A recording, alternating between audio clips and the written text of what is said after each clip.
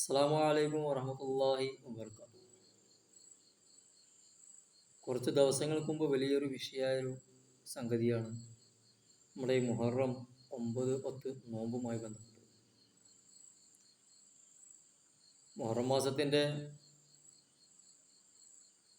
മുഹറം സ്റ്റാർട്ടിങ്ങിൽ തന്നെ മാസം കാണുന്നതുമായി ബന്ധപ്പെട്ട് തന്നെ ഒരു രണ്ട് രീതിയിലാണ് തുടങ്ങിയത്. കുറച്ച് ആൾക്കാർ മാസം കണ്ടു, ഇന്നതാണ് മുഹറം. കുറേ ആൾക്ക് അത് വെള്ളിയാഴ്ചയായി, കുറേ ആൾക്ക് അത് ശനിയാഴ്ചയായി. സ്റ്റാർട്ടിങ്ങിൽ തന്നെ വെടിപൊട്ടിച്ചിട്ടാണ് തുടങ്ങിയത്. പിന്നെ അത് കഴിഞ്ഞാൽ പിന്നെ അതിനോടനുബന്ധമായിട്ട് തന്നെ നമ്മൾ ഈ 9-ൻ്റെയും 10-ൻ്റെയും വിഷയം അവിടെ വന്നു. ഏതായാലും മുഹറം മാസത്തിലെ നോമ്പ് വിഷയത്തിലോട്ട് വരാം. ഈ ഇഖ്തിലാഫ്, വിഭിന്നമായ അഭിപ്രായം എന്ന് പറയുന്നത് നമുക്ക് ഇന്നോ ഇന്നലെ തുടങ്ങിയ കാര്യമൊന്നുമല്ല, കാലങ്ങൾക്ക് മുന്നേ ഉള്ളതാണ്.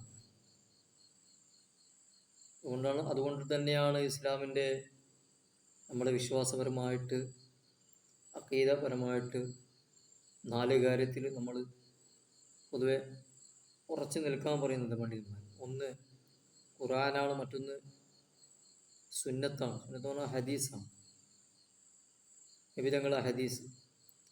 മൂന്നാമതായിട്ട് പറഞ്ഞത് ഇജ്മാ എന്ന് പറഞ്ഞാൽ പണ്ഡിതന്മാരുടെ അഭിപ്രായം. ഇമാമിങ്ങൾ പറയുന്ന, ഓരോ മദ്ഹബിൻ്റെയും ഇമാമിങ്ങൾ പറയുന്ന, അല്ലെങ്കിൽ അതിനോട് താബിയായി വരുന്ന ഇമാമിങ്ങൾ പറയുന്ന അഭിപ്രായങ്ങളെ മാനിക്കുക എന്നതാണ്. അത് കഴിച്ച പിന്നെ ഒരു 4-മത്തെ ഒരു ഓപ്ഷനാണ് ഖിയാസ്. അതായത് നമ്മൾ ഇന്നത്തെ പണ്ഡിതന്മാർ ആലോചിതമായി അവർ പറയുന്നതിലേക്ക് തട്ടിച്ച് അതിനോട് ഏകദേശം സാമ്യം വരുന്ന രീതിയിൽ തീരുമാനങ്ങൾ എടുക്കുക. അപ്പോൾ ഈ സ്ഥലപരമായ വിഷയങ്ങൾ തന്നെ നമുക്കറിയാം, ഒരുപാട് വ്യത്യസ്തമായ രീതിയിലാണ് അല്ലേ. കീല, കാല, ഇതൊക്കെ കുറേ നമ്മൾ കേൾക്കുന്നവരാണ്. വ്യത്യസ്തമായ അഭിപ്രായങ്ങൾ, വ്യത്യസ്തമായ ഇമാമിങ്ങൾ വ്യത്യസ്തമായ രീതിയിൽ അഭിപ്രായങ്ങൾ പറഞ്ഞവരുണ്ടാവും. അതെല്ലാത്തിലും ആ ഒരു വിഷയം കടന്നു വരുന്നുണ്ട് എന്നതുപോലെ ഇതിൽ മുമ്പേ ഉണ്ട്. പക്ഷേ അന്ന് ഈ സോഷ്യൽ മീഡിയകളും ഈ പ്രചരണത്തിൻ്റെ പുത്തൻ മാധ്യമങ്ങളും ഇല്ല എന്ന് മാത്രം. പണ്ട് മുതലേയുള്ള അഭിപ്രായ വ്യത്യാസങ്ങളും, ഇവിടെ മാസം കാണുമ്പോൾ മറ്റൊരു സ്ഥലത്ത് മറ്റൊരു ദിവസമായിരിക്കും, അപ്പോൾ അതിനനുസൃതമായിട്ട് നോമ്പിന് വ്യത്യാസം വരും. പക്ഷെ നമ്മൾ ഈ കേരളത്തിൽ തന്നെ ഇങ്ങനെ ഒരുമിച്ച് നമ്മുടെ നാട്ടിൽ തന്നെ ഇങ്ങനെ വന്നപ്പോൾ അതൊരു ചർച്ചയായി. പൊതുവെ ഇന്നത്തെ മീഡിയകൾക്ക് വേണ്ടതും ചർച്ച ചെയ്യാൻ എന്തെങ്കിലും ഒരു കാര്യം വേണമല്ലോ. ഏതായാലും മുഹറം മാസത്തിനെ കുറിച്ച് പറയാം, പിന്നെ അതിൻ്റെ വശങ്ങളെ കുറിച്ചും പറയാം. എന്തുകൊണ്ടാണ് നമുക്ക് ഇത്തരം വിഷയങ്ങൾ ഇതിങ്ങനെ വലിയ പർവ്വതീകരിക്കേണ്ട കാര്യമൊന്നുമില്ല. കാരണം വിഷയം വരുന്നത് പലപ്പോഴും റമദാൻ്റെ കാര്യത്തിലാണ്. റമദാൻ നോമ്പ് നമുക്കറിയാം, അത് ഫർളാണ്, നിർബന്ധമായി ചെയ്യേണ്ട ഒരു സംഗതിയാണ്. അപ്പോൾ അതിൽ ഏറ്റവും വ്യത്യാസം വരുമ്പം അത് ഈ ഉമ്മത്തിനെ വല്ലാതെ ബാധിക്കുന്ന ഒരു സംഗതിയാണ്. പക്ഷേ മുഹറത്തിൻ്റെ നോമ്പ് അതിനെ നിസ്സാരപ്പെടുത്തലല്ല, അതൊരു സുന്നത്തായ ഒരു കാര്യമാണ്. അപ്പം അതിനിങ്ങനെ അതിങ്ങനെ പർവ്വതീകരിച്ച് എന്താ പറയുക, അതിനെ എന്തൊക്കെയോ ആയി ചിത്രീകരിക്കേണ്ട ഒരു ആവശ്യമൊന്നുമില്ല. ശരി തന്നെയാണ് പ്രവാചകൻ പറഞ്ഞു, അഫ്ളലു സിയാമി ബഅദ റമളാൻ, റമളാൻ കഴിഞ്ഞാൽ പിന്നെ ഏറ്റവും ശക്തമായ രീതിയിൽ ഏറ്റവും ശ്രേഷ്ഠമായ ഒരു സുന്നത്തായ നോമ്പാണ് മുഹറത്തിൻ്റെ നോമ്പ്. ഇത് ലോകത്ത് എല്ലാവരും അംഗീകരിക്കുന്നൊരു കാര്യമാണ് അല്ലേ. പൊതുവെ ഈ ഗൾഫ് രാഷ്ട്രങ്ങളിലേക്ക് മറ്റേത് നോമ്പ്, സുന്നത്തായ നോമ്പ് എടുത്തില്ലെങ്കിൽ ഈ മുഹറത്തിൻ്റെ നോമ്പ് അവർക്ക് ഭയങ്കര കാര്യമായിരിക്കും. കാരണം എന്താ വെച്ചാൽ നമുക്കറിയാം അതിൻ്റെ പവിത്രതയെക്കുറിച്ച്, അതിൻ്റെ ഫളീലത്തെക്കുറിച്ച് അള്ളാഹുവിൻ്റെ പ്രവാചകർ പറഞ്ഞിട്ടുണ്ട്. നബിതങ്ങൾ പറഞ്ഞ കാണാം, അഹ്തസിബു അലല്ലാഹ് അൻ യുകഫിറ സനത്തല്ലത്തി ഖബലഹു. അങ്ങനെയാണ് അതിനെക്കുറിച്ച് പറഞ്ഞത്. അതായത് മുൻകഴിഞ്ഞ ഒരു വർഷത്തെ ചെറു പാപങ്ങൾ അത് മായ്ക്കപ്പെടും. അത് കാരണത്താൽ ആ ഒരു ദിവസത്തെ നോമ്പ് കൊണ്ട് പൊറുപ്പിക്കാൻ അത് കാരണമായി തീരുമെന്നാണ് പ്രവാചകൻ നമ്മളെ പഠിപ്പിച്ചത്. അപ്പോൾ അവിടെ ഈ ചരിത്രം പറയുന്നുണ്ട്, അവിടെ എതിരാവാൻ വേണ്ടി ഏത് ചേരിയിലാണ് ആരോടാണ് എതിരാവേണ്ടത്. പക്ഷെ നമ്മളിപ്പോൾ എതിരാവുന്നത് നമ്മൾക്കിടയിൽ തന്നെയാണ്. സംഘടനകളായിട്ടും ആശയങ്ങളായിട്ടൊക്കെ നമ്മുടെ ഇടയിൽ ഒരുപാട് പേര് ഉണ്ടാവും. പക്ഷേ പലപ്പോഴും നമ്മൾ നമുക്ക് തന്നെ എതിരാവുന്ന രീതിയിലേക്കാണ് കാര്യങ്ങൾ പലപ്പോഴും പോയിക്കൊണ്ടിരിക്കുന്നത്. ഉമ്മത്തിൻ അങ്ങനെ ആ ഒരു രീതിയിലേക്ക്. ഞാൻ നേരത്തെ പറഞ്ഞ പോലെ തന്നെ ഇന്ന് സോഷ്യൽ മീഡിയ ഉള്ളത് കൊണ്ട് ലോകം മൊത്തം അറിയുന്നുണ്ട്. അന്നങ്ങനെ സംവിധാനം ഇല്ലാത്തതുകൊണ്ട് അത് ഏതെങ്കിലും ഒരു മൂലയിൽ നിന്നും ഒതുങ്ങിപ്പോകുന്നു മാത്രം. ഏതായാലും അത് പറയുമ്പോൾ അതിന് നമുക്കറിയാം മൂസാ നബി അലൈഹി സ്വലാത്തു വസ്സലാമിന്റെ ചരിത്രവുമായി ബന്ധപ്പെട്ടിട്ടാണ് ആ നോമ്പ് നോക്കുന്നത്.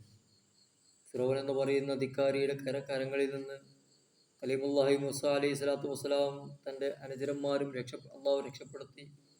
അതിൻ്റെ നന്ദി സൂചകമായിട്ട് മൂസാ നബി അലൈഹി സ്വലാത്തു വസ്സലാം ആ നോമ്പ് നോക്കുന്നു. അള്ളാഹു അല്ലേ, പ്രവാചകൻ അതിനോട് അനുധാവനം ചെയ്യുന്നു. അല്ലേ, ഖുർആൻ പറയുക ഇതിനച്ചൈനാകും മിൻ ആലി ഫിറഔന യസൂമുനകും സുഅൽ അദാബ് യുദബ്ബിഹൂന അബ്നാകും വയസ്തഅയൂന നിസാകും. ആ ചരിത്രങ്ങളൊക്കെ ഖുർആൻ ഇങ്ങനെ പറയുന്നതാണ്. അതിൽ ലാസ്റ്റ് പറയുക ഇത് ഫറഖ്നാ ബികുമുൽ ബഹറ ഫഅൻജൈനാകും വഅഗ്റഖ്നാ ആല ഫിറഔൻ വഅൻതും തൻദുറൂൻ. അല്ലേ, ഫിറൗനെയും അവൻ്റെ കൂട്ടാളികളെയും ചെങ്കടലേക്ക് അള്ളാഹു മുക്കിക്കൊന്ന ആ സംഭവത്തെക്കുറിച്ച് ഖുർആൻ പറയുന്നുണ്ട്. അപ്പോൾ ഏതായാലും ഇതിൻ്റെയൊക്കെ ഒരു നന്ദി സൂചകമായിട്ട് എടുത്ത ഒരു നോമ്പാണ്. അപ്പോൾ സഹാബത്ത് വന്നിട്ട് പ്രവാചകനോട് പറയുന്നുണ്ട്, നബിയെ ആ ഒരു നന്ദി സൂചകമായിട്ട് യഹൂദികളും ഇതേ മുഹറം 10 നോമ്പെടുക്കുന്നുണ്ടല്ലോ എന്ന് പറഞ്ഞപ്പോഴാണ് മുഹറം 9 എന്തായത് അവരോട് എതിരാവാൻ വേണ്ടിയാണ് മുഹറം 9 നബിതങ്ങൾ നോമ്പ് എടുക്കൽ സുന്നത്താക്കി. അള്ളാഹുവിൻ്റെ പ്രവാചകൻ നോക്കിയിട്ടില്ല. നോക്കാതിരിക്കാൻ കാരണം അല്ലേ, ഖാലിഫുൽ യഹൂദ, യഹൂദികളോട് എതിരാവാൻ വേണ്ടിയിട്ടാണ് മുഹറം 9 എന്തായത് കൊണ്ടുവന്നത്. അള്ളാഹു റസൂൽ അതിനെക്കുറിച്ച് പറയുന്നുണ്ട്. ലഅന്ന ഇഷ്തൗ ഇലാ ഖാബിലി ലഅസൂമന്നത്താസി ലഅന്ന ഇഷ്തു ഇലാ ഖാബിലി ലഅസൂമന്നത്താസി. അടുത്ത വർഷം ഞാൻ ജീവിച്ചിരിക്കുകയാണെങ്കിൽ, ഹയാത്തിലുണ്ടെങ്കിൽ തീർച്ചയായും മുഹറം 9 നോമ്പ് ഞാൻ എടുക്കും സ്വഹാബത്തെ എന്ന് പ്രവാചകൻ പറഞ്ഞു. പക്ഷേ അതിനു മുമ്പ് അള്ളാഹുവിൻ്റെ റസൂൽ ലോകത്തോട് ഇവിടെ പറഞ്ഞു. അപ്പം അങ്ങനെ പറഞ്ഞിട്ടുണ്ട്. പ്രവാചകൻ പറഞ്ഞു അങ്ങനെയാണ്, അടുത്ത വർഷം ഞാൻ ഉണ്ടെങ്കിൽ അവരോട്, അതായത് ഖാലിഫുൽ യഹൂദ, ജൂതന്മാരോട് യഹൂദികളോട് എതിരാവാൻ വേണ്ടി മുഹറം 9 ഞാൻ നോമ്പെടുക്കും എന്ന് പ്രവാചകൻ പറഞ്ഞു. പക്ഷെ പ്രവാചകൻ എടുത്തിട്ടില്ല. എടുക്കാതിരിക്കാൻ കാരണം അള്ളാഹുവിൻ്റെ റസൂൽ അതിന് മുന്നേ തന്നെ വഫാത്തായി എന്നതാണ് അതിന് കാരണം. അപ്പോൾ അതിൻ്റെ ഒരു ശ്രേഷ്ഠത അങ്ങനെയാണ്. അതിനുശേഷമാണ് മുഹറം 9ഉം 10ഉം. അപ്പോൾ ഒരു കാര്യം മനസ്സിലായി. അപ്പോൾ യഹൂദികളോട്, നസാറാക്കളോട് അല്ലെങ്കിൽ യഹൂദി ജൂതന്മാരോട് എതിരാവാൻ വേണ്ടിയാണ് മുഹറം 9ഉം കൂടി എന്തായത് പ്രവാചകൻ കൊണ്ടുവന്നു. പക്ഷെ നമ്മളിപ്പോൾ നമ്മൾക്കിടയിൽ തന്നെ എതിരാവുക, നമ്മളിടയിൽ തന്നെ പരസ്പരം ഭിന്നിപ്പിലായിട്ടും അല്ലെങ്കിൽ ഈ ഒരു വിഷയത്തിൽ അല്ലെങ്കിലും നമ്മൾ ചിന്തിച്ച് നോക്കിയേ. ഇപ്പൊ കാതിപ്പണി എടുക്കാൻ ഈ കാതിയാര പണി കാതി തന്നെ എടുക്കും. ഇത് ഈ പ്രശ്നം തേച്ചും വരുന്നതുകൊണ്ടല്ലോ. നമ്മളതിൽ പ്രാമാണികമായിട്ട് പണ്ഡിതന്മാർ പറയുന്നുണ്ടല്ലോ, ഒന്നും വേണ്ട. ഈ മഹല്ലിയുടെ ഷറഹ് ഹാഷിയത്തുൽ കല്ലൂബി, അതില് ഹാഷിയത്തുൽ കല്ലൂബിയിൽ ഇമാം കല്ലൂബി റഹ്മുല്ല പറയുന്നൊരു വാചകമുണ്ട്.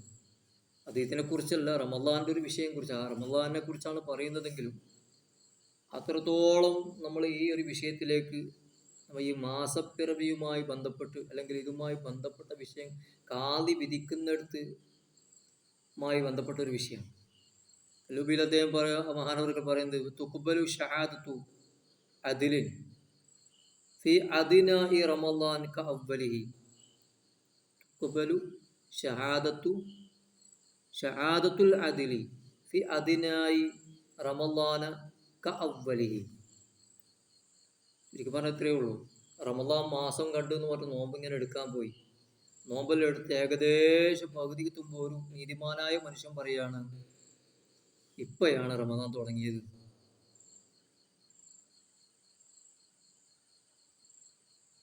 അങ്ങനെയാണെങ്കിൽ